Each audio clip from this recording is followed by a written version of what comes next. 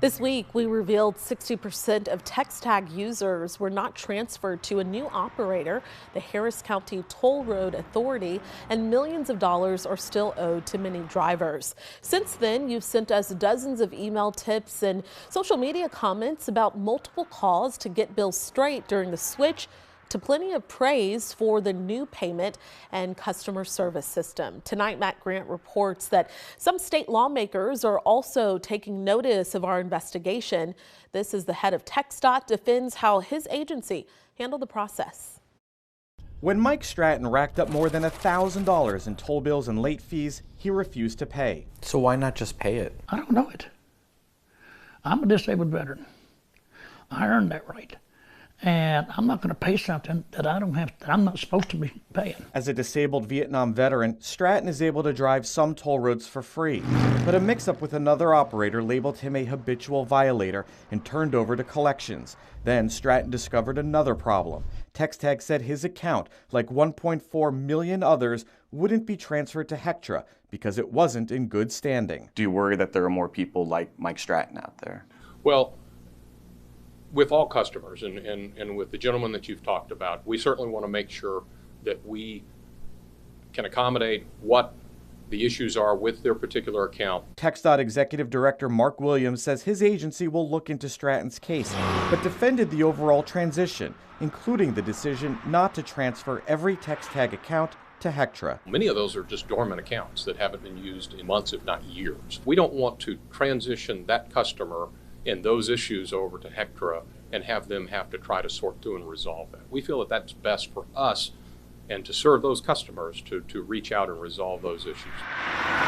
He says the switch eases the customer experience and saves the state money. If this is such a benefit, why not do it sooner? It is something that we have to be very deliberate about. When we're talking about transitioning millions of different accounts, you can imagine that that's not something that you just want to rush through. So this transition is something you want to keep an eye on? Yeah, absolutely, because it's causing an inconvenience for the people. State lawmakers like Senator Bob Hall are watching. Filing SB 137, Hall aims to standardize billing procedures and fees across all toll authorities, capping late fees under $50 a year. A lot of the problems people have in paying their bills come from the toll companies because of their mismailing of the bills to them. So we're going to fix that. Right now, the state can block habitual toll violators' vehicle registration and eventually suspend their license, something Hall once stopped. To have a criminal penalty for being late and paying a toll road, I just think is absurd. Do you think blocking them from re-registering their vehicle goes too far? Yes, that's really going way too far.